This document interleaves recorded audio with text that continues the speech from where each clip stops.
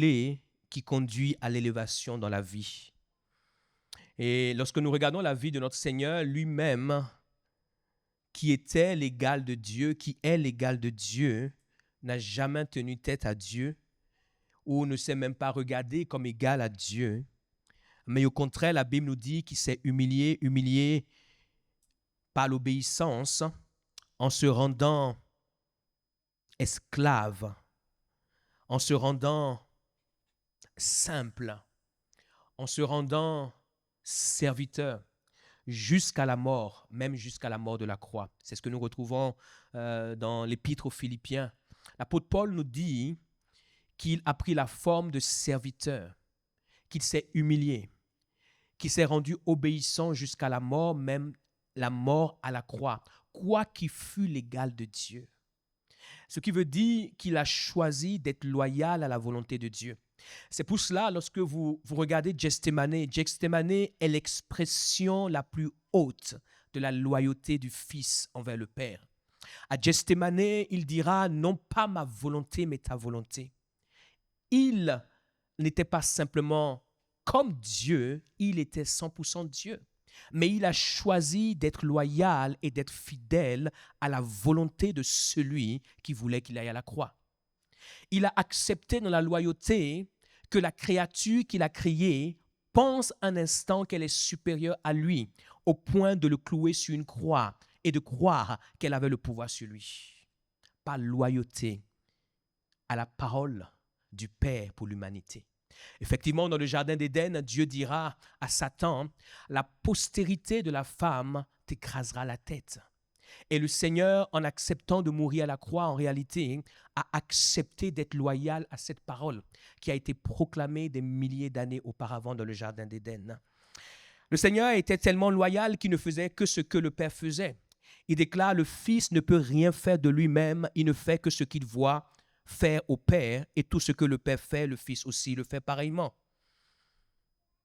Il était tellement loyal qu'il ne faisait que ce que le Père faisait. Il pouvait faire d'autres choses. Il était capable. Pourquoi? Parce qu'il était rempli de l'Esprit de Dieu et qu'il pouvait par l'Esprit de Dieu faire certaines choses. Mais il choisira par loyauté au Père de ne faire que ce que le Père faisait. Et c'est pour cela, quand vous revenez dans Philippiens, la Bible déclare « Et Dieu l'a souverainement élevé. » Et Dieu l'a souverainement élevé. Et lui a donné le nom qui est au-dessus de tout nom, afin qu'au nom de Jésus-Christ, tout genou fléchisse dans les cieux, sur la terre et sous la terre. À cause de sa loyauté au Père, la Bible déclare que Dieu l'a souverainement élevé. La loyauté nous amène à une dimension d'élévation. La loyauté nous propulse à une dimension d'élévation. Les hommes et les femmes qui veulent être élevés doivent apprendre la clé de la loyauté. La loyauté ouvre des portes extraordinaires. Si le Seigneur Dieu lui-même, qui est Dieu, choisit de pouvoir s'humilier, choisit de pouvoir enlever son manteau de Dieu, de devenir homme, de naître dans une étable à Bethléem, de vivre comme un inconnu à Nazareth, dont on dira quelque chose de bon peut-il venir de Nazareth, simplement par obéissance et par loyauté à ce que le Père voulait, et d'attendre jusqu'à l'âge de 30 ans, et de ne pas opérer quoi qu'il était capable de pouvoir opérer, et d'attendre jusqu'à l'âge de 30 ans, et même d'imposer à Jean-Baptiste de pouvoir le baptiser alors qu'il était plus grand que lui et de pouvoir attendre que le ciel s'ouvre sur sa vie. Mes chers amis, c'est qu'il a beaucoup de choses à nous apprendre sur la loyauté. Très souvent dans notre vie, nous écoutons des hommes et des femmes qui disent des choses pour lesquelles ils n'ont pas la révélation. Ne soyez pas juste des hommes et des femmes qui écoutent. Soyez des hommes et des femmes qui apprennent à écouter ceux qui savent de quoi ils parlent. C'est un conseil, ça, c'est gratuit. La loyauté est un état de cœur qui nous pousse vers un attachement à ce que nous disons et à ce que nous croyons. Nous vivons dans un monde volatile et nous avons aussi, à travers ce monde, des personnes qui sont de plus en plus volatiles. Aujourd'hui, ce que les gens disent a peu de valeur. Et avec le temps, j'ai appris à ne pas simplement c'est une première étape, ne pas simplement m'attarder sur ce que les gens disent, mais surtout de voir ce qu'ils font. Pourquoi? Parce qu'aujourd'hui, on ne peut pas simplement s'arrêter sur ce que les gens disent. Il faut aller plus loin. Si ce que tu dis, c'est ce que tu crois, c'est qu'à un moment donné, tu dois faire quelque chose qui prouve ce que tu as dit. Si ce que tu fais est contraire à ce que tu as dit, ce qui veut dire que ce que tu as dit, ce n'est pas vraiment ce que tu as dit. Mais je prie que chacun d'entre nous, nous puissions devenir ces hommes et ces femmes qui vont donner de l'importance à travers ce qu'ils font à ce qu'ils ont dit.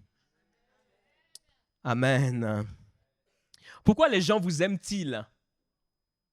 Dans la vie, nous sommes aimés, mais nous devons nous poser la question de savoir pourquoi les gens vous aiment-ils? Pourquoi les gens nous aiment? Ne soyez pas simplement heureux de ce que les gens vous aiment, mais s'il vous plaît, apprenez à savoir pourquoi les gens vous aiment. Sachant que ceux et celles qui nous aiment à cause de ce que nous avons et non à cause de qui nous sommes sont des bébés déloyaux qui très bientôt deviendront des adultes déloyaux. Ceux et celles qui vous aiment simplement, je dis simplement à cause de ce que vous faites et non à cause de qui vous êtes, ce sont juste des bébés déloyaux qui sont en route. Et très bientôt, vous découvrirez leur nature. Et j'aimerais vous dire, faites attention à ceux qui vous aiment simplement pour ce que vous avez ou ce que vous faites, et non pour qui vous êtes.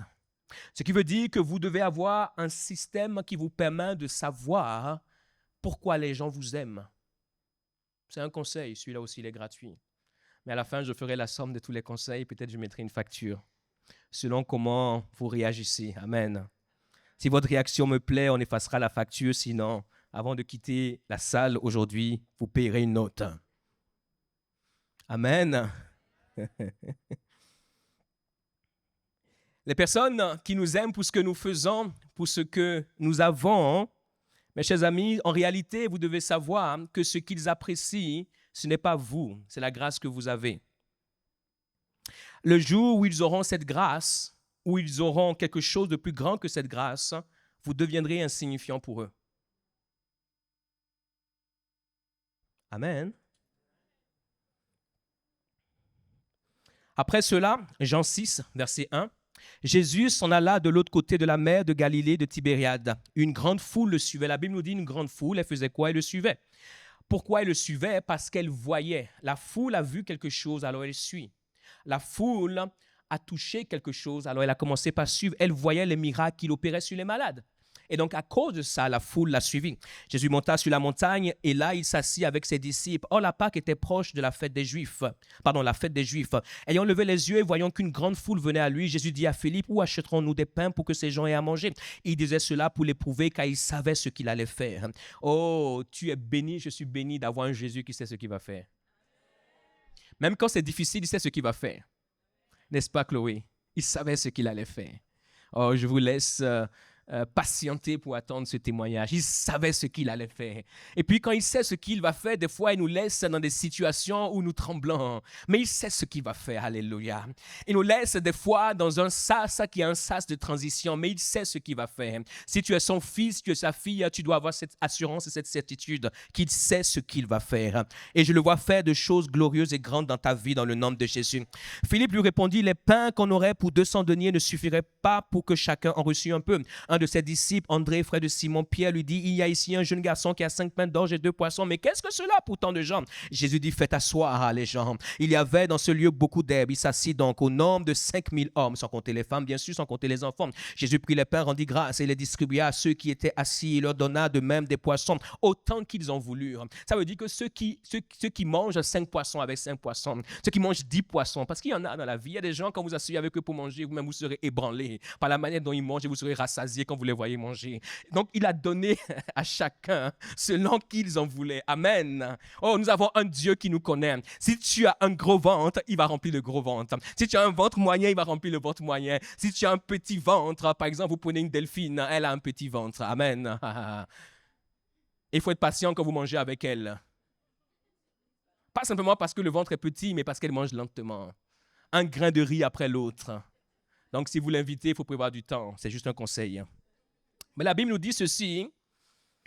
Lorsqu'il fut rassasié, il dit à ses disciples, ramassez les morceaux qui restent afin que rien ne se perde. Jésus n'aime pas le gaspillage. Et très souvent, dans la maison de Dieu, nous gaspillons les choses au nom de Dieu. C'est pas bon. Jésus n'aime pas le gaspillage. Il dit rien ne doit se perdre. Il faut être excellent avec les choses de Dieu et attentionné. Amen. Il les ramassait donc et il remplit 12 paniers avec les morceaux qui restaient des 5 pains d'orge après qu'ils eurent tous mangé. Ces gens, ayant vu le miracle que Jésus avait fait, on revient au verset 1, le verset 14, disaient, celui-ci est vraiment le prophète qui doit venir dans le monde. Avec les miracles, ils disent, c'est vraiment le prophète qui doit venir dans le monde. Et la Bible nous dit, et Jésus sachant, la plupart des gens s'arrêtent là. Oh, c'est vraiment le prophète. Ah, ils sont satisfaits. Mais la Bible dit, Jésus sachant qu'ils allaient venir l'enlever pour le faire roi, se retira de nouveau sur la montagne lui seul. Il savait qu'à cause de ce qu'ils avaient vu, qu'ils allaient venir, ils allaient le retirer, c'est-à-dire qu'ils allaient le prendre de force et ils allaient faire de lui un roi. Oh, si nous allons quelque part avec Dieu, l'une des plus grandes grâces que nous devons demander, c'est la grâce de pouvoir lire le cœur des hommes qui nous entourent. Si nous marchons avec Dieu et que nous devons aller quelque part, l'une des grâces que nous devons demander à Dieu, c'est Seigneur, accorde-moi la grâce de pouvoir discerner. Et c'est ce que le roi Salomon a demandé à Dieu. C'est pour cela qu'il a été l'homme le plus sage. Quand Dieu s'est présenté à lui, la plupart des gens auraient demandé un chèque en blanc. Il a dit, moi, je ne veux pas un chèque en blanc. J'ai compris que pour réussir dans cette vie, il faut marcher avec les humains. Mais pour pouvoir marcher avec les humains, il faut marcher avec les bons humains. Alors Dieu, donne-moi la sagesse, donne-moi le discernement du cœur, donne-moi le discernement de la pensée, donne-moi le discernement de l'esprit, afin de pouvoir lire ce qu'il y a dans le cœur des gens. Et Dieu lui a donné la sagesse la plus incroyable qui soit. Et ici, le Seigneur Jésus-Christ est la personnification de la sagesse. Pourquoi? Parce que le livre du prophète Ésaïe, je crois au chapitre 11 ou au chapitre 9, ce n'est pas la peine de le prendre, nous dit que l'esprit de sagesse habite en lui. Et donc, il savait pourquoi les gens venaient le chercher pour faire de lui un roi. Et la Bible nous dit qu'il va se retirer seul. Le lendemain, regardons ce qui se passe le lendemain, verset 23. Un peu plus loin, comme d'autres barques étaient arrivées à de Tibériade, près du lieu où ils avaient mangé le pain après que le Seigneur eut rendu grâce, les gens de la foule ayant vu que ni Jésus ni ses disciples n'étaient là, montaient eux-mêmes dans ces barques et allaient à Capernaum. Pourquoi? Parce que Capernaum était la base où Jésus se trouvait. C'est de là-bas que venaient la plupart des disciples. Pierre, Jacques, Jean venaient de Capernaum. C'était des gens de Capernaum. Et donc Jésus avait pour base Capernaum. Et tout le monde savait que Capernaum, c'est l'endroit, si tu le cherchais, tu ne le trouves pas. Mais puis à Capernaum, il y a de fortes chances qu'on te dise au moins où il est parti. Et lorsqu'ils arrivent à Capernaum à la recherche de Jésus, l'ayant trouvé au-delà de la mer, il lui dit, Rabbi, quand es-tu venu ici? Il était d'abord le prophète et maintenant il est le maître.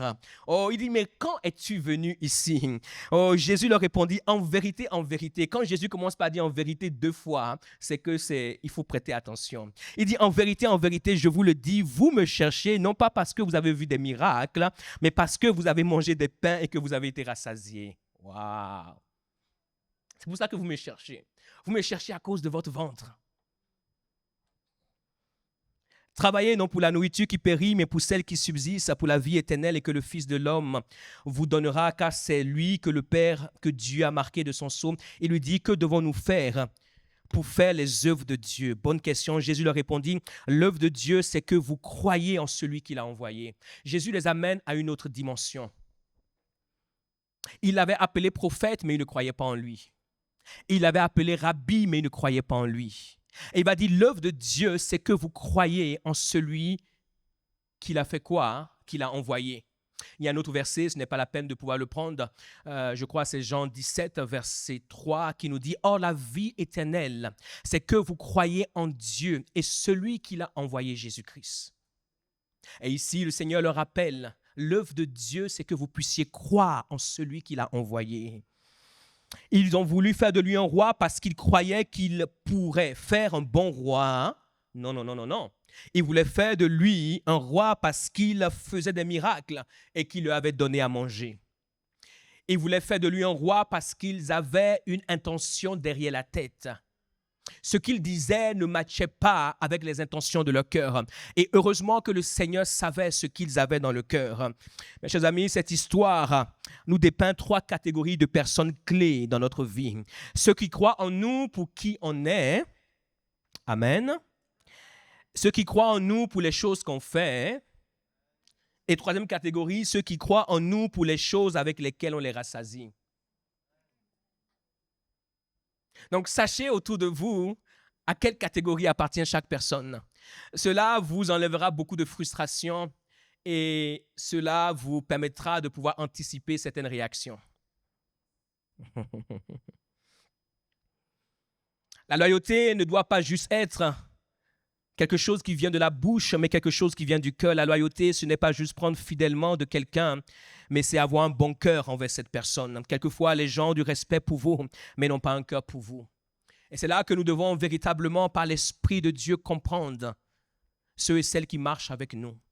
Les gens peuvent avoir du respect pour vous. Ils avaient du respect pour lui, prophète, rabbi, maître, tout cela. Ils avaient un bon respect pour lui, mais ils n'avaient pas du cœur pour lui. Pourquoi? Parce qu'il va leur dire, vous ne croyez pas en celui que Dieu a envoyé. Vous croyez dans ce que je fais et vous croyez dans ma capacité à vous rassasier. Et vous voulez alors un roi qui puisse jour après jour, du 1er janvier au 31 décembre, vous rassasier. Mais vous ne croyez pas dans ma parole.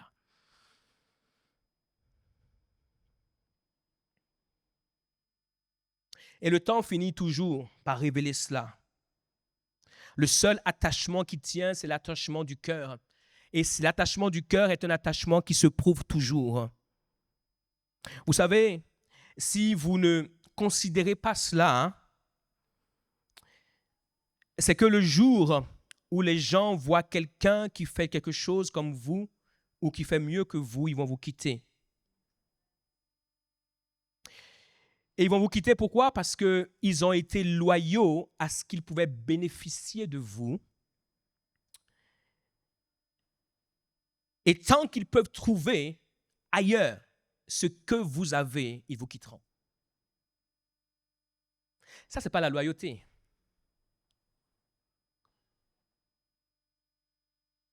La loyauté va au-delà de ce qu'on trouve. La loyauté consiste en qui on trouve. Amen. Et c'est souvent comme cela aussi que les gens réagissent avec Dieu. C'est pour cela, dans la difficulté, certaines personnes quittent Dieu parce qu'on leur a parlé d'une autre solution que Dieu. Et je peux vous le dire, il y a des chrétiens même qui quittent Dieu pour entrer dans l'occultisme. En réalité, ils n'ont jamais connu Dieu. Si tu quittes Dieu pour entrer dans l'occultisme, c'est que tu n'as jamais connu ce Dieu-là. Je ne suis pas avec Dieu à cause de ce que Dieu fait. C'est pour cela que je ne suis pas avec Dieu à cause des prières auxquelles il répond. Je bénis Dieu de ce qui répond à mes prières. Je bénis Dieu de ce qui me donne un témoignage. Mais je ne suis même pas avec Dieu parce qu'il me donne un témoignage. Je bénis Dieu pour cela. Je lui rends gloire pour cela. Je reconnais sa grandeur, sa majesté, sa puissance. Amen. Mais je ne suis pas Dieu à cause de cela. Je ne suis pas Dieu à cause des choses qu'il fait dans ma vie. Et il fait de grandes choses. Et je suis la preuve de la grâce de Dieu. Mais je suis Dieu à cause de qui il est. Qui il est dépasse ce qu'il fait. Même quand Dieu ne fait rien, il est Dieu. Même quand Dieu est silencieux, il est Dieu. Même quand Dieu ne se manifeste pas, il est Dieu. Même quand Dieu ne parle plus, il est Dieu. Sa nature de Dieu ne dépend pas de ce qu'il fait. Sa nature de Dieu existe avant toute existence et restera après que l'existence soit. Et quand j'entre dans cette dimension, cela me libère de moi-même. Et cela me libère des erreurs potentielles que je suis amené à faire à cause de l'observation et à cause de ce que les circonstances ne matchent pas avec les désirs de mon cœur. Et je prie que chacun de nous, Dieu nous donne la grâce d'entrer dans cette dimension-là. Et il y a 2 semaines, c'est pour cela que, en parlant du mariage, je parlais un peu de la loyauté. Il y a une dimension de loyauté qui, lorsqu'elle existe dans le mariage, permet au mariage de pouvoir tenir. L'amour est l'essence, mais la loyauté est ce qui maintient. Et je partagerai un peu plus tard. Et en parlant de cela, je me dois d'être honnête avec vous. Je me dois d'être honnête avec vous parce que je ne suis pas le meilleur des pasteurs sur terre. Je ne suis pas le plus grand des pasteurs sur terre. Il y a des hommes et des femmes qui sont des milliards de fois meilleurs que moi. Jean 3, 27, s'il vous plaît. Il y a des hommes et des femmes qui ont reçu plus de grâce que moi. Il y a des hommes et des femmes qui opèrent dans une dimension du surnaturel, des signes, des prodiges, des miracles, du prophétique, de ceci, de cela, plus que moi.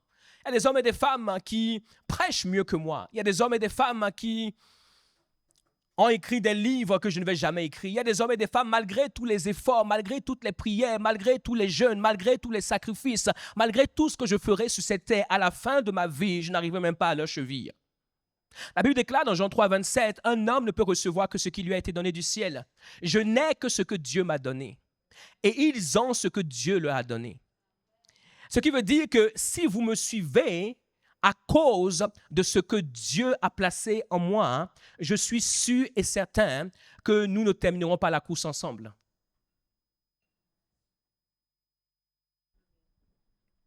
Certains qui font les yeux, c'est l'avantage d'être ici. Ils n'ont pas bien compris ce que je viens de dire, mais leur voisin peut leur expliquer ce que je viens de dire. Exode 7.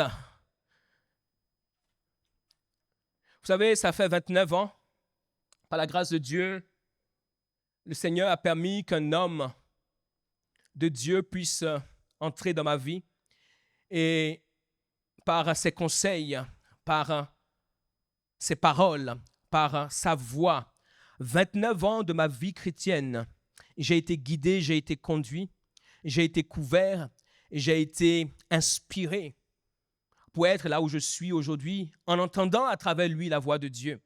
J'ai eu la grâce de pouvoir avoir un père spirituel.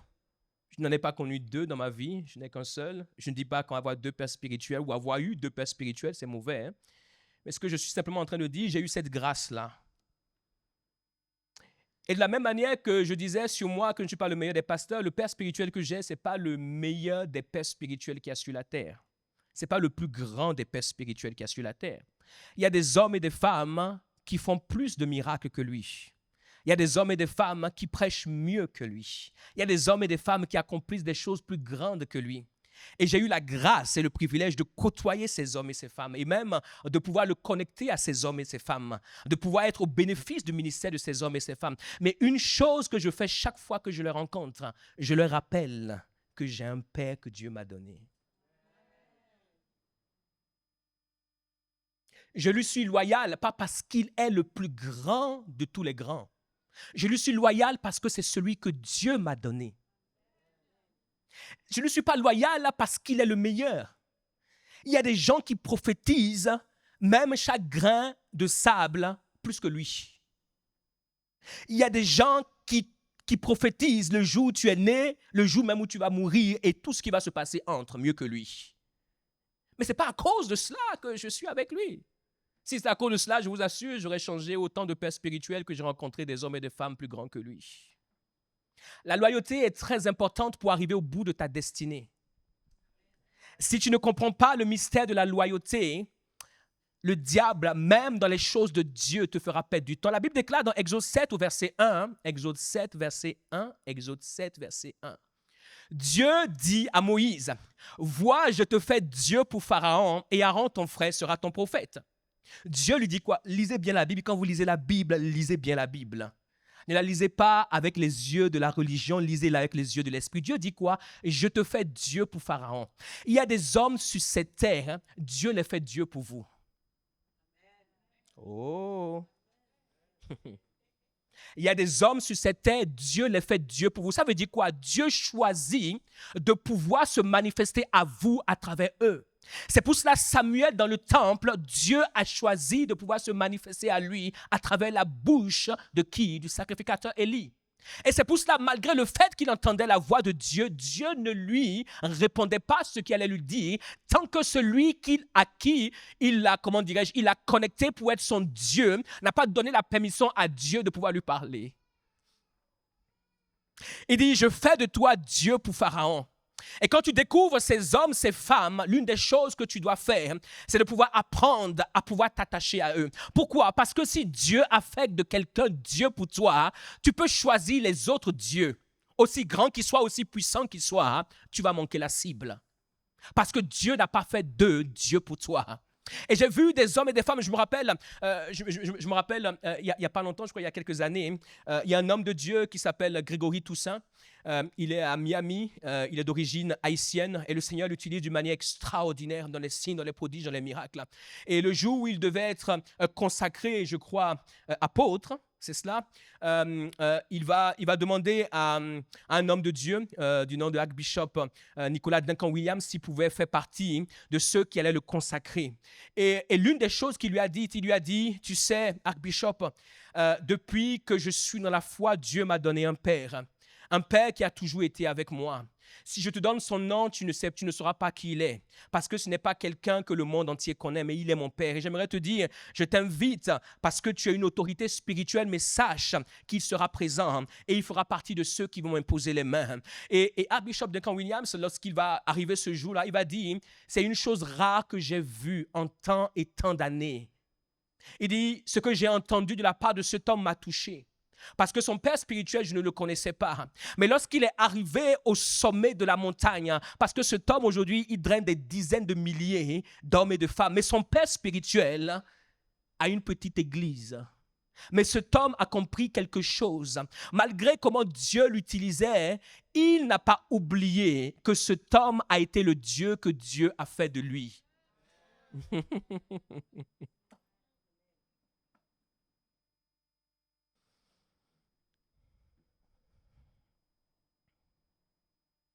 La loyauté est une clé. Quelquefois, ce que Dieu te donne pour pouvoir t'élever semble être insignifiant. Si tu n'as pas un cœur loyal, tu vas mépriser cela. Quelquefois, ce que Dieu te donne semble ne pas être ce qui, selon ton intelligence, ta compréhension, t'aidera à pouvoir aller loin. Si tu n'es pas loyal, tu écraseras cela.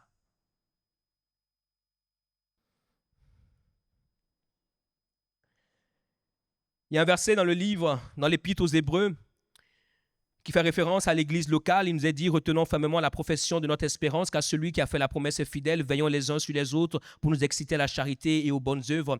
Hébreux 10, verset 25. N'abandonnons pas notre assemblée comme c'est la coutume de quelques-uns, mais exhortons-nous réciproquement, et cela d'autant plus que vous voyez s'approcher le jour. Et c'est très intéressant la dernière partie du verset 25 parce qu'il dit d'autant plus que nous voyons s'approcher le jour. Ce qui veut dire que plus nous allons approcher des derniers jours, écoutez, c'est la Bible qui le dit, c'est une prophétie. Et il faut tenir compte de cette prophétie. Plus nous allons approcher des derniers jours, plus les gens n'aimeront pas l'Église. Quand vous voyez l'esprit qui vient et qui empêche les gens d'aimer l'Église, il faut savoir que nous sommes dans les derniers temps. Plus on avancera dans les derniers temps, et on y est, plus les gens n'aimeront pas l'Église locale. Ce verset peut être compris de deux manières. Les extrêmes des deux manières, c'est quoi? La première, c'est ceux qui l'utilisent comme une menace. L'autre extrême, c'est ceux qui le mettent aux oubliettes. Mais j'aimerais vous dire que la vérité se situe au milieu. La vérité ici, c'est quoi? C'est que Dieu, lorsqu'il te plante quelque part, c'est l'endroit qu'il a choisi pour toi, pour que tu puisses briller, pour que tu puisses paraître, pour que tu puisses devenir ce qu'il veut que tu sois. Et ce verset doit être compris dans cette manière que là où Dieu t'a placé, si tu es par exemple une semence, si tu es, je ne sais pas, si tu es la semence qui donne la fraise, Dieu t'a planté en Espagne et toi tu décides de pouvoir aller au Bénin, tu es toujours cette semence, mais tu ne paraîtras jamais. Personne ne mangera de ton fruit. Personne ne mangera de ton fruit. Pourquoi? Parce que tu ne paraîtras jamais. Ce verset, ce n'est pas une imposition ou une restriction. Nous devons comprendre ce que Dieu dit à travers cela. Quand Dieu nous place quelque part, quand Dieu nous connecte quelque part, quand Dieu nous associe quelque part, c'est pour ça que dans le monde des affaires, on parle d'associer. Lorsque tu développes une entreprise avec quelqu'un, on parle d'associer. Est-ce que vous ne voyez pas que ceux qui ont commencé avec Steve Jobs aujourd'hui, ils sont bien, quoi. Les gars, ils sont bien mis. Et vous savez, dans l'histoire d'Apple, il y a un homme, j'ai oublié son nom, comment il s'appelle? Je crois qu'il s'appelle Ron. Il a commencé avec eux. Je crois qu'il travaillait, je ne sais pas s'il travaillait chez HP à l'époque. Et cet homme, lorsque Steve Jobs et son associé ont commencé par parler d'Apple. Lui, il était plus âgé qu'eux. Je crois qu'il avait au moins 10 ans de plus qu'eux. Et ils vont aller le voir pour pouvoir discuter parce qu'à la base, je crois que Steve Jobs voulait créer une entreprise pour pouvoir vendre ses microprocesseurs et l'autre voulait plutôt, comment dirais-je, être distributeur, etc. Donc, il va aller le voir, il va lui donner de bons conseils. Et surtout, lorsqu'ils vont décider de pouvoir créer, il va mettre $800 dans l'entreprise. Et au bout de quelques temps, je crois au bout de 2 semaines, il va reprendre ses parts. Pourquoi? Parce qu'à ce moment-là, Steve Jobs va commencer par, par s'endetter. Lui, il était un visionnaire. Il va commencer par s'endetter parce qu'il était passionné pour son projet, il savait que ça allait réussir, etc. Et lorsqu'il va voir cela, parce qu'il était le seul, les deux autres, ils n'avaient rien. Ils n'avaient pas de biens, ils n'avaient pas de ressources. Donc, il s'est dit, si ces gens continuent comme ça, le jour où l'entreprise fait faillite, on va venir saisir celui qui a des biens. Et lui, il avait une maison, il avait tout ça. Donc, il allait les voir et il a vendu les $800. Et aujourd'hui, on estime que les $800 valent 249 milliards de dollars. Ce qu'il a fait était logiquement logique. Et vous savez que cet homme, il vit dans un mobil-home, je ne sais plus dans quel état des États-Unis, et il vend des timbres de collection. Mais il a dit qu'il n'était pas né pour avoir autant de stress pour gérer une telle entreprise, c'est pour cela. Je le crois d'un côté, mais je ne le crois pas d'un autre. Parce que 249 milliards, ça peut changer ta vie, ça peut changer la vie de tes enfants, la vie de ta postérité. Amen. Si je vous donne 249 milliards, vous allez refuser? Vous-même, essayez de me donner pour voir ma réaction. Juste essayez juste. Je vous dis juste, faites un essai. Mais c'est un essai que vous allez regretter. Parce que vous n'aurez pas. Lorsqu'on fait le parallèle, je reviens sur le mariage. Mes chers amis, ce qu'il faut savoir, c'est que Dieu va former de la terre tous les animaux des champs et tous les oiseaux du ciel et il les fit venir vers l'homme. Donc Dieu fait quoi? Il forme les animaux et il les fait venir vers l'homme. Dieu fait quoi? Il forme de la terre et il fait venir vers l'homme. Dieu fait venir toujours. Pour voir comment l'homme les appellerait. Donc l'homme les appelle, il donne différents noms. Mais la Bible nous dit, mais pour l'homme, il ne trouva point d'aide semblable à lui. Ça veut dire, lorsqu'il a regardé les animaux, il n'a point vu quelqu'un qui était semblable, à qui il pouvait s'attacher et avec qui il pouvait être loyal. Parmi tous les animaux, aussi beaux que Dieu avait créés. Alors l'Éternel fit tomber un profond sommeil sur l'homme qui s'endormit. Il prit une de ses côtes et referma la chair à sa place. L'Éternel Dieu forma une femme de la côte qu'il avait prise de l'homme et il l'amena vers l'homme. Une fois de plus, premièrement, il a amené les animaux. Deuxièmement, il va amener la femme vers l'homme. Et l'homme dit quoi? Voici cette fois celle qui est os de mes os et chair de ma chair. Ça, c'est l'amour. Lorsqu'il la voit, il sait. Lorsque tu vois, tu sais. Il y a une chose à propos de la beauté qui ne peut pas s'expliquer. Ne discutez pas de la beauté. La beauté ne se discute pas. C'est pour cela quand vous vous asseyez pour savoir pourquoi il est avec lui, pourquoi il est avec elle, c'est une discussion qui ne terminera pas. Même l'éternité ne vous suffira pas. La beauté ne s'explique pas. Quand tu vois, tu sais.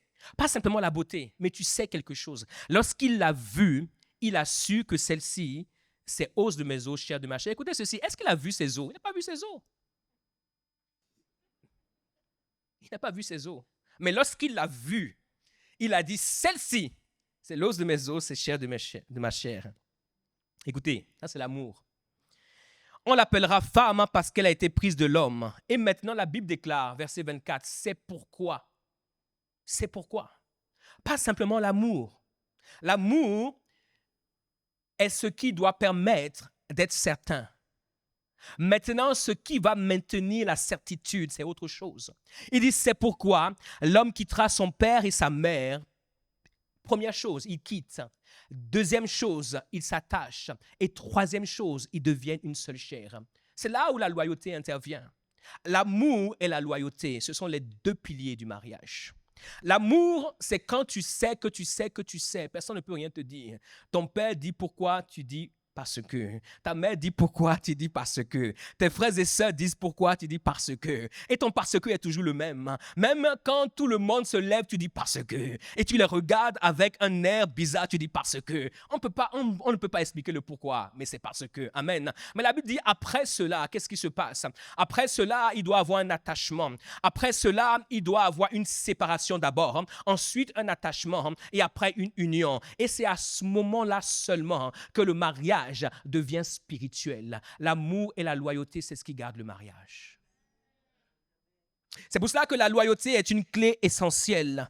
Et quand, des années plus tard ou des siècles plus tard, les Juifs viendront un peu titiller le Seigneur par rapport au mariage et par rapport à la question du divorce. Il leur dit ceci, c'est pourquoi l'homme quittera son père, il le rappelle, il s'attachera à sa femme, les deux deviendront une seule chair. Il leur demande, n'avez-vous pas lu cela?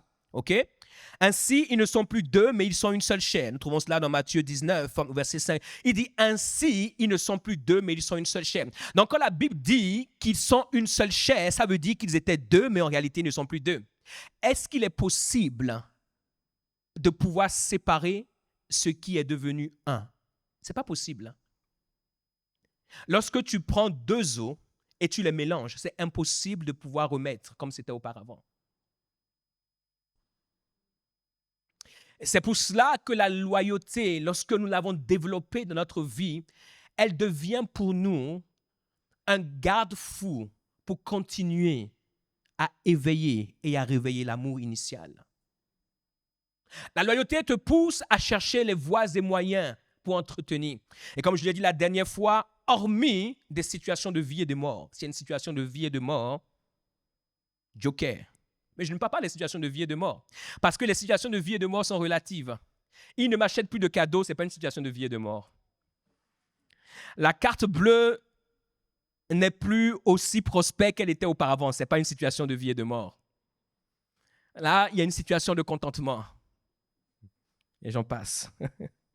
Que le Seigneur nous aide. Amen. Et l'apôtre, en tout cas l'écrivain, celui qui nous laisse l'Épître aux Hébreux, nous dit ceci au chapitre 10, toujours verset 32. Il dit, n'abandonnez donc pas votre assurance. Et il ne parle pas simplement de l'assemblée, mais il dit aussi, n'abandonnez pas donc votre assurance. Ça veut dire quoi? L'assurance initiale que nous avons eue, Hébreux 10, verset 35. Il dit, à laquelle est attachée une grande rémunération, car vous avez besoin de persévérance, afin qu'après avoir accompli la volonté de Dieu, vous obteniez ce qui vous est promis. Nous sommes entrés dans cette vie chrétienne avec une promesse, et il nous faut une certaine forme de loyauté à la promesse de Dieu, à ce que Dieu t'a dit, à ce que Dieu a fait pour toi le jour où tu t'es sauvé, la révélation, le jour où tu as été sauvé du moins, la révélation de Dieu qui s'est manifesté à toi. Tu ne dois pas oublier cela. Tu dois être loyal vis-à-vis de cela. Tu dois te rappeler cela. Tu dois te remémorer cela. Tu dois attacher ta vie à cela. Le Dieu qui s'est révélé à toi est fidèle. Et tu dois être loyal à cette promesse, avoir cette assurance. Il dit encore un peu de temps. Celui qui doit venir viendra et ne tardera pas. Et mon juste vivra par la foi. Mais s'il se retire, mon âme ne prend pas plaisir en lui. Il dit ceci, nous, verset 39, nous ne sommes pas de ceux qui se retirent pour se perdre, mais de ceux qui ont la foi pour sauver leur âme. Nous avons la foi pour sauver notre âme. Pourquoi? Parce que nous sommes loyaux à cette assurance. Et la Bible nous dit que cette assurance a la forme d'un trône. Approchez-vous avec assurance du trône de grâce. Il y a un trône qui est un trône de grâce. C'est pour cela, quand tu accomplis la grâce de Dieu, tu ne t'intéresses pas à ce que Dieu fait. Qu'il fasse ou qu'il ne fasse pas, Dieu est Dieu. Quand tu accomplis la grâce de Dieu, oh, tu es loyal à cette grâce. Et tu sais que Dieu demeure quoi qu'il arrive. Et comme on l'a vu à travers la foi authentique, ces hommes et ces femmes sont morts pour certains, même sans avoir embrassé ce qu'ils attendaient. Mais néanmoins, ils avaient leurs yeux fixés sur Christ. Et j'aimerais t'encourager à pouvoir être loyal à l'assurance qui t'a mené à la vie chrétienne. Parce que la vie chrétienne n'est pas un événement, mais un cheminement. La vie chrétienne te fera découvrir des choses auxquelles tu n'espérais pas. Malgré tous les bons et beaux messages que tu entends, il y a des choses qui vont arriver. Même ton pasteur ne pourra être là que pour te consoler, pour te dire « aie la foi », parce que lui-même ne comprendra pas. Il y a des choses qui sont mystérieuses qui nous arrivent et qui simplement sont du domaine de la souveraineté de Dieu. C'est pour cela que nous devons être loyaux à cette assurance. Elle la nourrit jour après jour. La loyauté est une alliance. Lorsque le fils prodigue est parti et qu'il est revenu, il y a 3 choses que le père fera. Il demandera qu'on amène la plus belle robe, première chose. Deuxièmement, il demandera qu'on lui donne un anneau. Deuxième chose. Et troisième chose, il demandera qu'on lui apporte des souliers. La robe symbolise l'identité, la première chose qu'il lui donne. La deuxième chose, c'est l'anneau. L'anneau pour rappeler qu'il est en alliance avec le Père, c'est la loyauté. Pourquoi? Cela voulait dire que lorsque le fils prodigue a quitté la maison, il a enlevé son anneau. Il l'avait lorsqu'il était dans la maison. Mais lorsqu'il est sorti de la maison, il l'a enlevé. Et le Père va lui redonner cet anneau, signe de l'alliance. Et troisième chose, il va lui donner des souliers, signe de la destinée. La destinée, c'est là où on va. C'est pour cela qu'il lui donne de nouveaux souliers. Il s'était trompé. Il est allé dans le monde. Et là, le Père lui donnera de nouveaux souliers. Et une fois de plus, on retrouve cet anneau parallèle avec le mariage. C'est pour cela, lorsque tu te maries, il y a une alliance que tu prends. Et l'alliance, tu ne peux pas dire, l'anneau, on l'appelle l'alliance, tu ne peux pas dire quand elle commence, quand elle finit. Essaie de pouvoir découvrir comment est-ce qu'ils ont fait cela. On n'a pas de début, il n'y a pas de fin. Le début est la fin est le début. Le milieu est le début est le milieu. Le début est le milieu, mais le milieu est le début et la fin du début et le milieu. Tu ne sais pas. Et en fait, et chaque fois que tu regardes cela, premièrement, c'est pour te dire à toi-même, malgré ce que je vis, je dois faire en sorte que ça marche. Autant que ça dépend de moi. Je ne parle pas de l'autre, d'abord de toi. OK? Et quand tu as cela, tu dis aussi normalement aux autres, je ne parle pas de ceux qui cachent leur alliance. Normalement, quand tu as ça, tu dis aux autres, j'ai un devoir envers quelqu'un. Donc, s'il vous plaît, passez votre chemin, laissez-moi tranquille. J'ai une obligation, j'ai une responsabilité envers quelqu'un. Passez votre chemin. Et j'aimerais vous suggérer quelque chose. Écoutez bien ceci et n'oubliez jamais. Il y a une femme plus belle que votre femme. Oh, s'il vous plaît, n'oubliez jamais cela. Il y aura une femme plus belle que votre femme. Il y aura un homme plus beau que votre mari. Il y aura des enfants plus beaux que vos enfants. Il y aura un voisin qui aura une plus belle voiture que la vôtre. Si c'est à cause de la beauté, t'inquiète pas, tu verras une plus belle, tu la quitteras. Si c'est à cause de la beauté, t'inquiète pas, tu verras un plus beau, tu le quitteras. C'est pas à cause de la beauté, ça fait partie, mais c'est pas à cause. C'est pas la cause, c'est pas le pourquoi. Et c'est pas pour minimiser ta femme ou ton mari, je te le dis. Il y a un qui sera plus beau. Quand tu le vois, comment il s'habille, tu dis, oh, si mon chéri pouvait simplement s'habiller comme ça. Même si s'habillait 10% comme ça, je serais heureuse. Mais je t'assure, celui que tu as épousé, il s'habille comme il s'habille. Et tu dois être heureuse. Si tu peux étudier certaines techniques pour le changer, fais-le. Mais en tout cas, que comment l'autre s'habille ne soit pas une raison pour toi.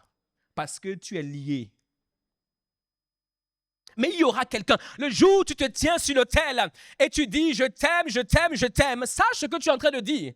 Parce que ton je t'aime, quand tu as fini de le dire, tu verras des hommes et des femmes plus beaux, plus belles. Des hommes et des femmes plus riches. Des hommes et des femmes qui savent parler. Par exemple, tu verras des hommes, quand ils parlent à leurs femmes, toi-même tu te dis, waouh, s'ils pouvaient simplement me parler comme ça. Mais comment ils font? Il y a des hommes comme ça qui existent. Et quand tu rentres à la maison, tu dis, oh, je suis arrivé en Tchécoslovaquie. Seigneur, pourquoi tu m'as fait atterrir en Somalie? Oh, Jésus-Christ de Nazareth. Quel calvaire. Je pensais que la croix, c'était ailleurs, mais pourquoi cette croix-là? Il y aura quelqu'un de plus beau. Il y aura une personne plus belle. Et ne vous méprenez pas, parce que les gens spirituels ont peur de parler de la beauté. C'est faux. Quand vous regardez la Bible dit que Sarah était belle de figure. Si Dieu décrit, ça veut dire que Dieu voit. Donc, il y aura des gens belles de figure. Je dis ça à mes chers congénères hommes, belles de figure, parce que nous, les hommes, nous sommes attirés par la figure. On laisse les autres parce que on va rentrer dans les détails un peu plus. Mais déjà la figure. Waouh! Waouh! Avec les yeux, tu dis waouh. Tu sais même plus comment travailler. Tu es choqué. Tu es pris par le choc. Le choc du choc t'a choqué.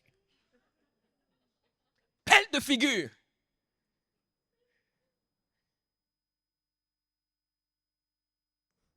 Que Dieu nous aide. Et quand tu vois la belle figure, mets ta main comme ça. Tu vas retrouver sa figure.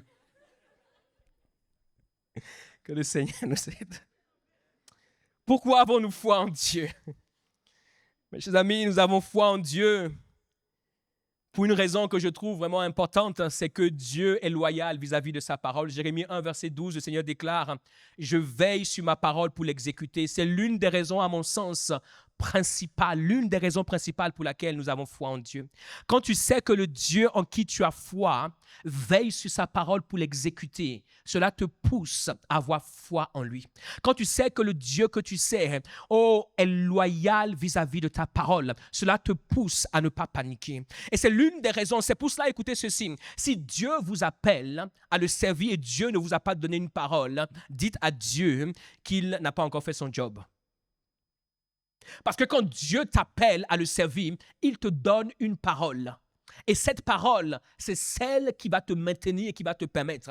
Et lorsqu'il m'a visité, il m'a donné Jérémie 29, 11. Ce verset n'est pas là par hasard. Car je connais les projets que j'ai formés sur toi, projets de paix et non de malheur, afin de donner un avenir de l'espérance. C'est pour cela, à l'Église destinée, nous croyons que même ceux que la société a rejetés, Dieu est capable de pouvoir les transformer. Parce que cette parole est la parole qu'il nous a donnée. Cette parole est la vision qu'il nous a donnée. Cette parole est la parole sur laquelle nous nous asseyons. Et nous savons qu'il veille sur cette parole. Nous n'avons pas besoin de voir les signes distinctifs du changement. Nous croyons au changement avant d'avoir vu le changement. Parce que nous savons que le Dieu qui a donné cette parole veille sur sa parole. Ce n'est pas moi qui vais l'accomplir, mais je sais que chaque fois que je m'aligne sur cette parole, c'est pour cela que quand je ne déclare pas sur la base de ce que je ressens. Je n'ai pas besoin, j'ai dépassé ce niveau-là. Je ne déclare pas sur la base de ce que je ressens, mais je déclare sur la base de ce qu'il m'a dit. Il m'a dit que chaque homme, chaque femme qui rentrera en contact avec toi, s'il peut croire que je suis le Dieu de la destinée, il verra sa destinée changer. Je n'ai pas besoin de sentir ou de ressentir la parole. Lorsque tu sais que Dieu est loyal à sa parole,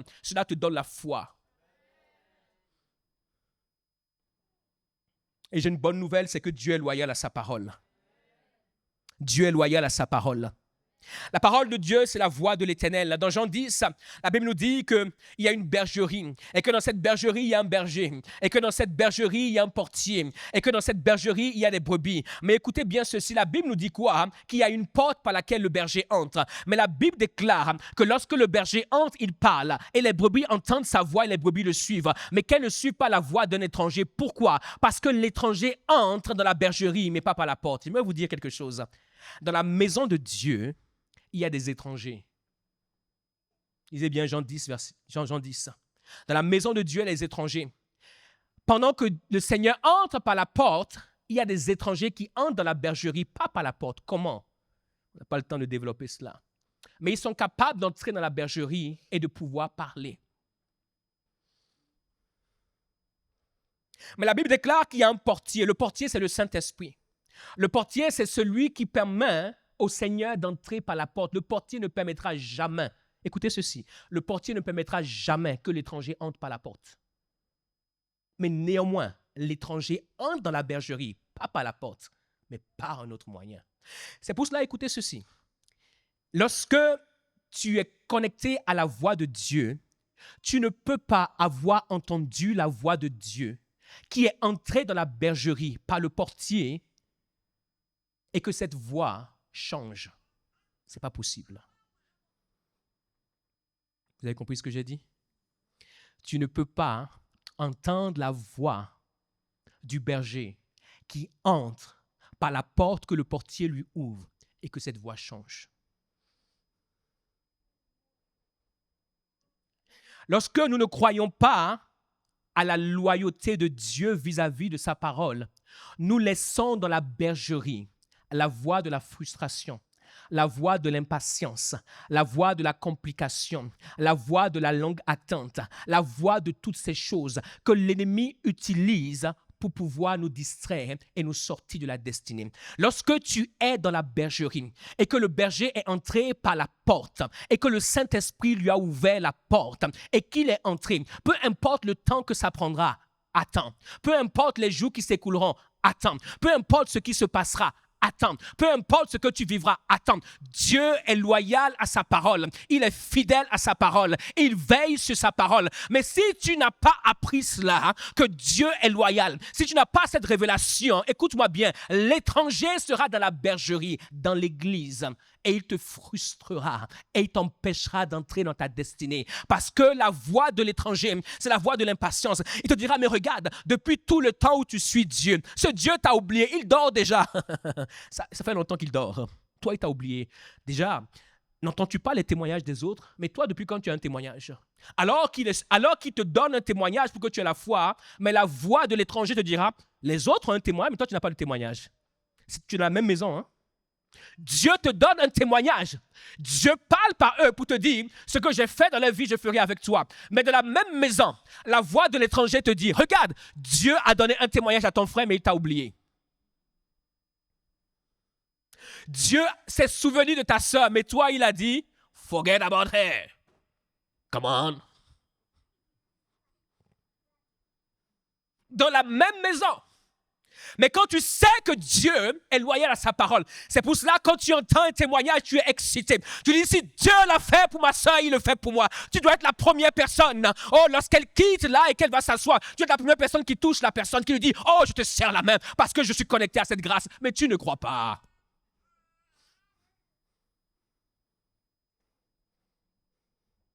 Je suis juste simplement en train de vous aider. Hein? Lorsqu'Isaac se trouve à Guérar, dans le livre de la Genèse au chapitre 26, la Bible déclare qu'il y a une famine comme au temps d'Abraham. Et Isaac, regardant les circonstances, il est dans la bergerie, il entend la voix de la complication, il entend la voix des problèmes, parce qu'il y a la famine, il dit, je vais descendre en Égypte. Et Dieu lui dit, non, reste là où tu es, parce que je te visiterai. Et Isaac va être loyal à la parole de Dieu. Et la Bible nous dit qu'à ce moment-là, alors qu'il va semer, il va avoir 100 fois plus. Pourquoi? Parce que Dieu est tellement loyal à sa parole, qu'il veille sur sa parole pour l'accomplir. Et la Bible déclare dans Jean 6:63 que la parole de Dieu est esprit et vie. Et la Bible déclare que tout ce que Dieu fait, il le fait par sa parole. Si tu crois que Dieu est loyal à sa parole, c'est seulement à ce moment-là que tu peux avoir foi dans sa parole. C'est seulement à ce moment-là, au milieu de la famine, tu peux t'attendre à lui. Et Isaac a compris que ce Dieu qui lui a dit de rester à Guérar était loyal à sa parole. Et il va attendre. Et au milieu de la famine, la Bible nous dit qu'il va semer. Il va avoir 100 fois plus. Et les Philistins vont devenir jaloux parce que le Dieu qui veille sur sa parole, qui est loyal à sa parole, l'a multiplié et il devint fort riche. Et ils vont commencer par l'oppresser. Ils vont lui dire, va-t'en parce que tu es trop béni, même au temps de la famine. Comment est-ce possible? Et il va dire, le Dieu dans lequel je crois est engagé avec sa parole. Il est loyal à sa parole. J'ai cru en sa parole et il m'a visité. Et jusqu'il arrive à Rehoboth, le lieu où Dieu l'a élargi. J'aimerais t'encourager à croire en ce Dieu. J'aimerais t'encourager à croire en ce Dieu. Et j'ai une bonne chose par rapport à la loyauté, c'est que la loyauté est associée à un bénéfice. Souvent, nous ne comprenons pas le pourquoi de la loyauté parce que nous ne voyons pas quelle est la raison d'être de la loyauté. Il y a un bénéfice extraordinaire. La Bible nous dit ceci, qu'il y avait un homme dans Luc 7, un centenier romain. Après avoir achevé tous ses discours devant le peuple qui l'écoutait, Jésus entra dans Capernaum une fois de plus. Un centenier avait un serviteur auquel il était très attaché et qui se trouvait malade sur le point de mourir. Et ce centenier va envoyer, ayant entendu parler de Jésus, il lui envoya quelques anciens des Juifs pour le prier de venir guérir son serviteur. Ils arrivèrent auprès de Jésus, lui adressaient d'instantes supplications, disant, il mérite que tu lui accordes cela, car il aime notre nation et c'est lui qui a bâti notre synagogue. Ce centenier a un serviteur auquel il est très attaché. Ce qu'il faut savoir, c'est que le centenier a beaucoup de serviteurs, mais il n'est pas très attaché à tout le monde. Et vous savez qu'il est attaché à ce serviteur pour plusieurs raisons, mais une raison, c'est parce que ce serviteur est loyal. Je le sais à 100%. Dans ma vie, j'ai eu l'occasion de pouvoir avoir des gens qui travaillent avec moi, des gens qui travaillent pour moi. Et parmi tous ceux qui travaillent avec moi, tous ceux qui travaillent pour moi, il y a des gens à qui je suis plus attaché que d'autres. Pourquoi? Simplement à cause de la loyauté. Les personnes loyales, tu es attaché à elles. Pourquoi? Parce que les personnes loyales créent une dépendance dans ton cœur. Les personnes qui te sont loyales créent une dépendance dans ton cœur. Les personnes qui sont loyales n'ont pas besoin de se battre pour une place dans ton cœur parce qu'il y a toujours une place qui leur est réservée. Et la Bible nous dit qu'il était très attaché. Et donc, parce qu'il est attaché, il ne veut pas perdre. Il ne veut pas perdre, pourquoi? Parce qu'il est dépendant de cet homme. Malgré le fait qu'il soit serviteur, ça veut dire qu'il soit plus petit que lui, il est devenu plus grand dans sa vie. C'est la puissance de la loyauté. Les gens ne comprennent pas ce que c'est que la vraie loyauté. La loyauté fait que quand tu es petit, tu deviens plus grand que celui vis-à-vis de qui tu es petit. Ah, vous n'avez pas compris. Et la Bible nous dit qu'il envoie les anciens d'Israël, ceux qui pouvaient parler à Jésus pour influencer Jésus. Il dit, cet homme, et lorsqu'ils arrivent, il dit à Jésus, cet homme mérite. Écoutez ceci. Je crois dans 2 semaines, je vous partage, ou 2 ou 3 semaines, je vous partagerai un message sur la grâce méritée. Dans l'Église, on parle beaucoup de la grâce imméritée. Il faut savoir qu'il y a 2 grâces. Il y a la grâce, de manière globale, il y a la grâce imméritée, mais il y a la grâce méritée.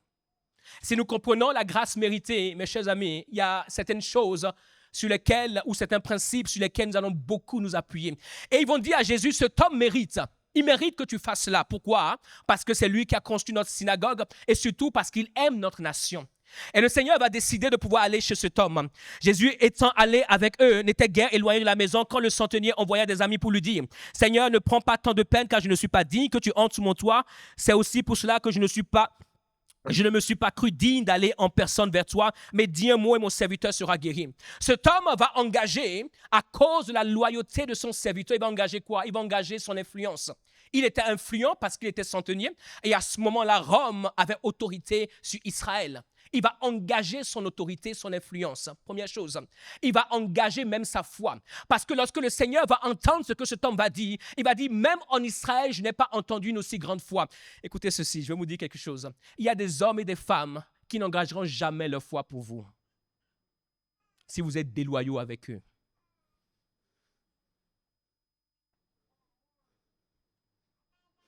Il y a des hommes et des femmes qui n'engageront jamais leur influence pour vous si vous êtes déloyaux envers eux.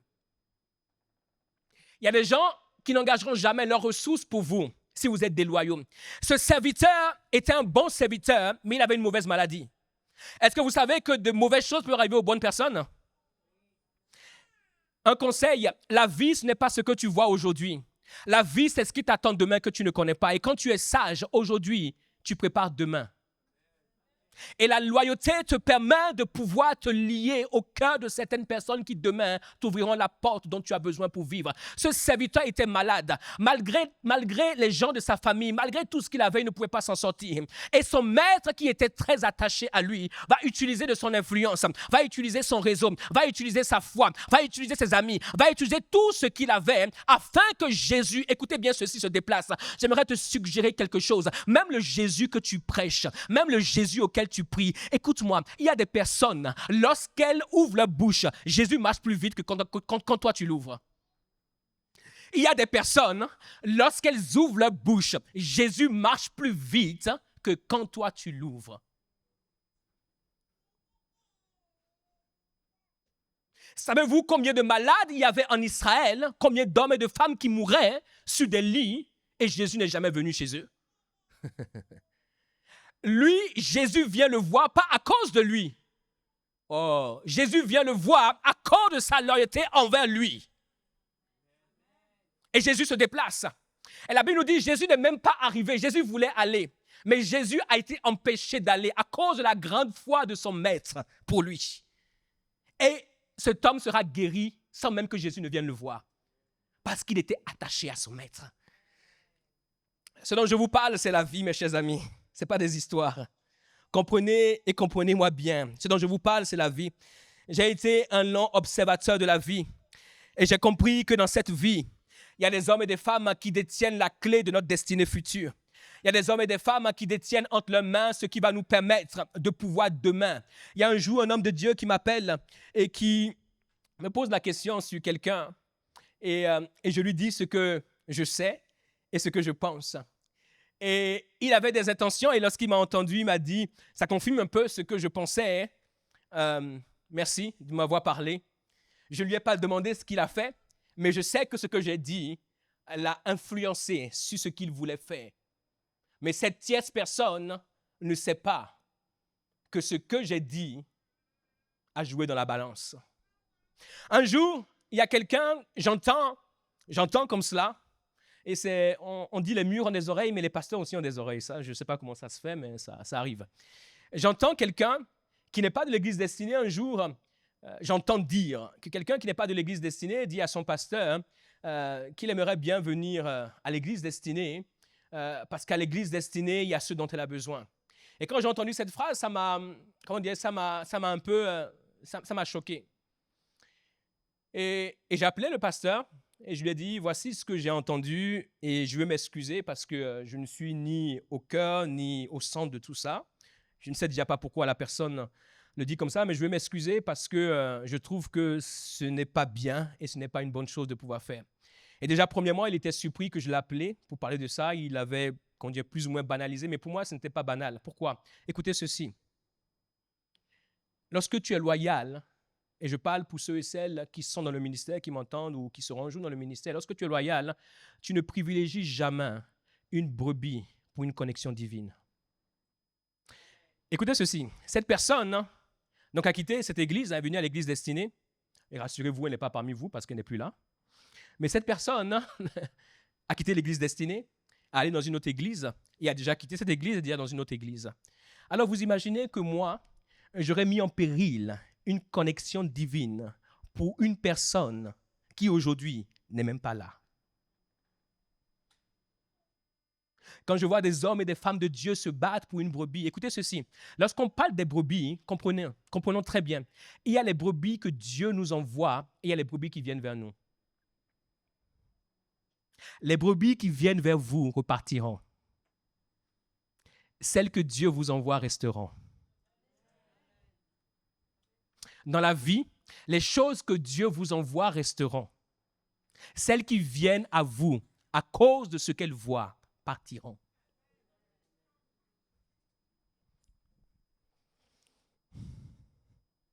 Amen.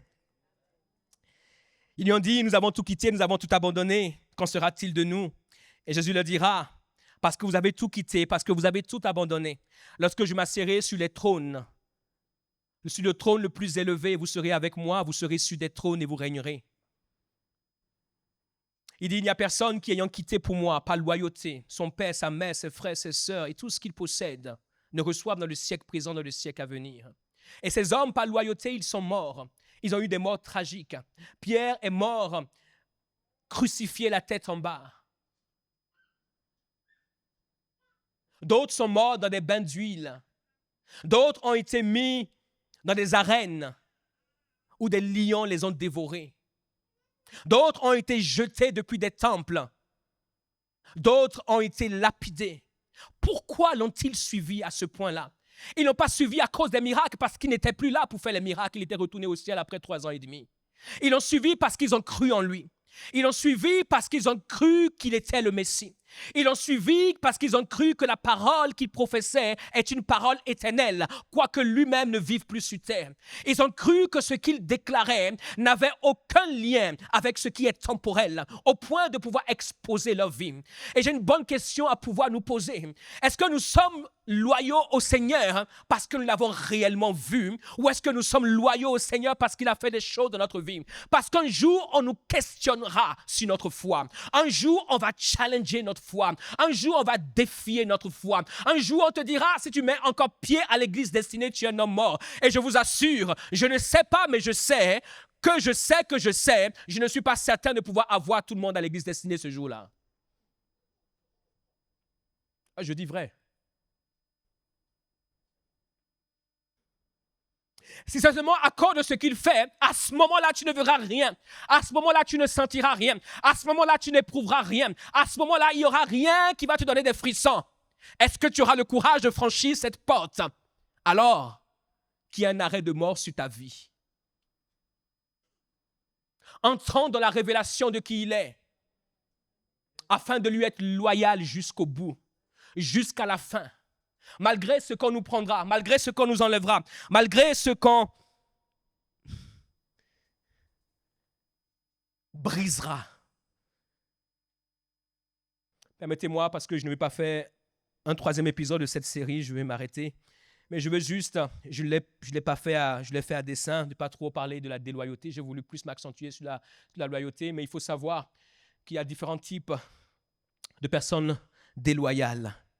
Et la déloyauté, lorsque vous êtes sur le point d'accomplir quelque chose de grand, lorsque Dieu vous appelle à quelque chose de grand, vous verrez la déloyauté autour de vous. Lorsque vous construisez une entreprise, vous verrez la déloyauté. Lorsque vous initiez un projet, vous verrez la déloyauté. Ne soyez pas aveugles, ne soyez pas naïfs, ne soyez pas ignorants de cela. C'est pour cela, soyez entourés de la présence de Dieu pour pouvoir lire le cœur de ceux et celles qui s'approchent de vous. La déloyauté a plusieurs figures. Il y a déjà ceux qui sont premièrement les fils du diable. Le Seigneur dira à son auditoire et particulièrement aux religieux, il leur dira, vous ne croyez pas en moi parce que vous êtes les fils du diable. La première personne déloyale, c'est le diable lui-même. Il est quelqu'un d'extrêmement déloyal. Et l'une des choses qu'il fait lorsqu'il se trouve quelque part, c'est qu'il amène la déloyauté. C'est pour cela, chaque fois que le diable entre dans l'église, ce qu'il veut faire, c'est imprimer la déloyauté. Parce qu'il est le Père. Écoutez ceci, dans le ciel, il n'y avait pas encore de péché. Comment Satan a pu convoiter le trône de Dieu? Je ne sais pas par quel mystère c'est arrivé cela. Il n'y avait aucun péché. Mais il a convoité le trône de Dieu. Ce qui veut dire que tant qu'il sera sur cette terre, vous aurez autour de vous ses fils et ses filles. Et s'il vous plaît, ayez le discernement pour reconnaître ses fils et ses filles parce qu'ils sont très dangereux. Les Absalom, bien sûr, vous avez lu dans le livre Loyauté, déloyauté. Les Absalom, ce sont des déloyaux par la convoitise et la traîtrise. Il faut savoir que les Absalom, ce sont des hommes qui ont quelque chose de beau. Et c'est ça qui est intéressant par rapport à la déloyauté. La déloyauté, ce n'est pas les gens qui n'ont rien. La déloyauté, c'est les gens qui ont quelque chose de beau. C'est pour cela, privilégiez toujours le cœur par rapport à la compétence. Ne soyez pas excités, super excités quand vous voyez la compétence. Très souvent, derrière la compétence se cache un cœur. Il vaut mieux découvrir le cœur avant la compétence. Absalom, la Bible déclare que dans le royaume, il n'y avait personne qui était aussi beau que lui. La Bible nous dit exactement ceci. Il n'y avait pas un homme dans tout Israël aussi renommé qu'Absalom pour sa beauté. Depuis la plante du pied jusqu'au sommet de la tête, il n'y avait point en lui de défaut. C'est extraordinaire pour un homme. Souvent, on parle de la beauté des femmes, mais lui, il avait une beauté extraordinaire pour un homme. Ce qui fait que tout le monde a été attiré vers lui. Et Absalom, à cause de cela, s'est trouvé une raison pour convoiter le trône de son père. Et la Bible nous dit que ce qu'il va faire, il va acheter un char neuf, il va acheter des chevaux, et il va prendre avec lui 50 hommes, et il va décider de venir aux portes de la ville où se trouve son père. Pendant 2 ans, il est resté silencieux. Écoutons très très bien ceci. Malgré le char que tu achèteras, malgré les chevaux que tu achèteras, malgré les hommes qui viendront à ta trousse, si Dieu ne t'a pas choisi, c'est juste une question de temps. Ta tête sera tranchée.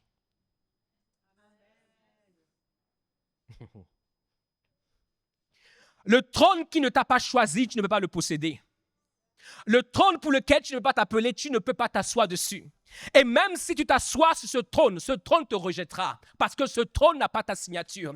Et la Bible nous dit, lorsque le roi David va revenir sur le trône, Absalom va prendre la fuite. Et lorsqu'il va prendre la fuite, écoutez très bien, très souvent, ce qui fait la chute des déloyaux, c'est ce qui fait leur beauté. Ses cheveux vont être pris dans des térébinthes. Et alors qu'il sera là, au milieu des térébinthes, personne pour pouvoir l'aider. Joab viendra. Le roi a dit à Joab, fais attention avec le petit, parce que le problème de David, et c'est là souvent le problème de certains hommes et de certaines femmes, c'est qu'ils ne savent pas traiter avec la déloyauté. Dieu dans le ciel n'a pas rigolé avec Satan, il a projeté.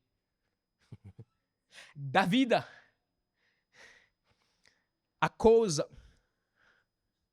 de, parce que c'était son fils, a dit fais attention avec le petit.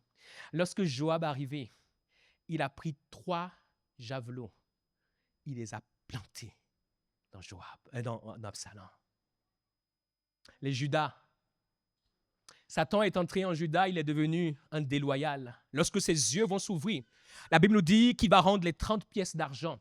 Et il, maintenant, va aller s'étrangler. Lorsque Satan entre dans ton cœur et qu'il te pousse à la déloyauté, il y a un temps, et c'est ça qui est dangereux avec lui, il sort de ton cœur et tu réalises l'erreur que tu as faite. Celui qui devait te nourrir, tu l'as maudit. Celui qui devait t'aider, tu l'as combattu. Il n'y a rien de pire que de pouvoir s'élever contre l'aide de notre destinée. Je prie que jamais dans ta vie, tu ne puisses arriver à ce stade-là. Les Achitophel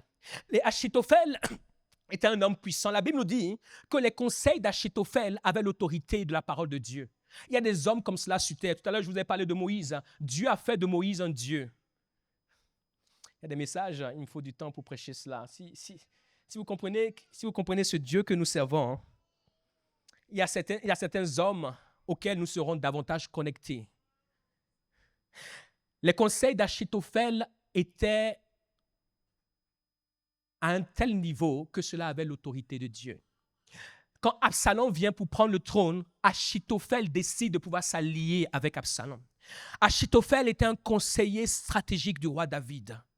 Et à ce moment-là, lorsque David apprend, oh, ça a été l'une des prières les plus courtes de la Bible, mais l'une des prières les plus puissantes. Lorsque David apprend ce que Achitophel est sur le point de faire. Il dit dans 2 Samuel 15, 31, on vient dire à David, Achitophel est avec Absalom parmi les conjurés. Et David dit, ô Éternel, réduis à néant les conseils d'Achitophel. Et c'est effectivement ce qui va se passer. Parce que Achitophel avait donné des conseils tellement bons et stratégiques à Absalom qui gardait le trône du déloyal. Mais David avait un homme à l'intérieur, un homme loyal qui voulait partir avec lui. Et David lui a dit, tu ne m'es d'aucune utilité. Ton utilité sera d'être auprès du roi parce que je sais que tu es loyal. Même si tu es avec le roi, ton cœur sera avec moi. Il y a des hommes, ils ne seront pas avec vous. Ils seront dans le secret, mais vous savez que leur cœur sera toujours avec vous. Et Hushai était avec Absalom, mais Hushai avait le cœur pour David. Et quand Achitophel donnait les conseils, Absalom écoutait les conseils. Et un jour, l'Esprit de Dieu, quand Dieu veut changer les choses, il change la direction des choses. Et un jour, le roi va dire à Hushai, qu'est-ce que toi tu penses? Et Hushai va donner son conseil. Et Absalom va dire, aujourd'hui, je vais écouter le conseil d'Hushai. Et c'est à ce moment-là que Absalom est tombé de son trône. Les Achitophel sont des hommes et des femmes dangereux. Écoute-moi très bien.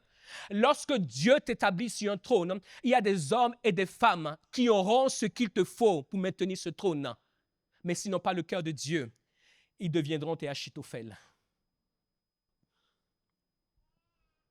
La force avec laquelle ils t'ont nourri, c'est avec cette force qu'ils te détruiront. Reconnais tes Achitophel. Reconnais tes Achitophel au travail. Que le nom du Seigneur soit béni. On aurait pu parler des Démas. On aurait pu parler d'Alexandre le forgeron. L'apôtre Paul dira, il m'a fait beaucoup de mal. Et l'apôtre Paul dira ceci, je le livre à Satan. Ce qui est dangereux avec la déloyauté, c'est lorsqu'un homme t'a ouvert son cœur, il t'a ouvert sa vie. Lorsqu'un homme t'a ouvert qui il est, il t'a ouvert son éternité. Lorsqu'un homme t'a ouvert ce qu'il sait, il t'a ouvert sa sagesse. Lorsqu'un homme t'a donné ce qui lui a été donné d'en haut, il s'est donné à toi. Et le jour où tu lui es déloyal, ce n'est pas un bon jour. Nous sommes à l'église, nous parlons de la déloyauté et de la loyauté, mais c'est une vertu qui nous conduit dans la vie. Quand vous regardez dans la politique, quand vous regardez dans le sport, quand vous regardez dans l'économie, quand vous regardez dans les affaires, les hommes et les femmes qui tiennent, malgré les temps, malgré les saisons, ce sont les hommes et les femmes loyaux. Il y a quelques jours, il y a un homme de Dieu très connu dans le monde, Bishop Oyedepo, qui fêtait ses 70 ans. Il y a eu beaucoup de choses qui ont été dites, mais j'ai entendu un témoignage qui m'a personnellement bouleversé. C'est le témoignage de la femme de Archbishop Benson Idahosa. Archbishop Benson Idahosa, il a été l'homme, on peut dire aujourd'hui, le plus influent en Afrique dans ces 100 dernières années. C'est un homme qui a marqué l'histoire de l'Afrique du nord au sud, de l'est à l'ouest, particulièrement l'Afrique noire. Et cet homme a tellement accompli de grandes choses par la main de Dieu. Lorsqu'il est parti dans la gloire, ça a été véritablement une surprise. Le matin où il partait, il appelait sa femme et il va lui dire quelque chose qu'elle n'a pas compris à ce moment-là. Il va lui dire qu'il a bien travaillé, etc., etc. Et surtout, il va lui dire, va chercher l'huile. Et il va lui dire maintenant, oins-toi. Et il va lui dire, c'est à ton tour. Elle n'a pas compris cela. Et quelques minutes plus tard, il va expirer, il va partir dans la gloire. C'est un homme qui savait que sa course était terminée et il est parti. Et elle dira quelque chose il y a quelques jours, lorsqu'elle va se présenter à l'anniversaire de Bishop Oyedepo, elle va lui dire, je peux dire beaucoup de discours à ton sujet, mais ce que je peux dire, c'est la constance que tu as eue. Lorsque papa est parti dans la gloire, tu t'es tenu devant moi. Et ça faisait 26 ans déjà. Il a dit, tu m'as dit, maman, nous ne comprenons pas les voies de Dieu, mais sache une chose, nous serons là pour toi. Et il dira, il n'y a pas eu un seul jour en ces 26 ans où tu n'as pas manqué à ton devoir. J'ai pu payer la scolarité des enfants parce que tu as été loyal. J'ai pu avoir à manger parce que tu as été loyal. J'ai pu tenir et mes ennemis se sont dit, mais comment est-ce qu'elle tient alors que son mari qui a bouleversé le monde n'est plus? Parce que tu as été loyal. Je prends du temps, je sais que je prends votre temps, mais ce message, ne l'oubliez jamais. Ce message, ne l'oubliez jamais. Ce message, ne l'oubliez jamais. Ne jouez pas avec les déloyaux. Adressez-les, éloignez-les oubliez-les. Quand tu as été déloyal avec moi, je te pardonne. Je prie quasiment chaque jour avec Matthieu 6, versets 14 à 15. Je le connais. Si vous pardonnez aux hommes leurs offenses, votre Père aussi vous pardonnera. Mais si vous ne pardonnez pas aux hommes, votre Père ne vous pardonnera pas. Je prie quasiment chaque jour avec. Je pardonne aux déloyaux. Mais il y a une ligne qui a été tracée. Tu ne reviendras plus jamais. Je te pardonne, mais tu n'es pas bon pour moi. La déloyauté est un cancer. Si vous voulez aller loin, évitez les hommes et les femmes déloyaux. Et si vous voulez aller loin, soyez parmi les hommes et les femmes loyaux. À l'Éternel Dieu soit toute la gloire. Amen. Nous espérons que vous avez été édifiés et inspirés par cet enseignement. Nous vous invitons à continuer à nous suivre via nos réseaux sociaux. Si vous le souhaitez, vous avez la possibilité de soutenir notre vision de former des disciples authentiques à travers nos liens PayPal, Helloasso et RIB. Nous nous réjouissons aussi à l'idée de vous accueillir lors de nos célébrations hebdomadaires dont les horaires sont indiqués sur nos pages Instagram et Facebook. Demeurez abondamment bénis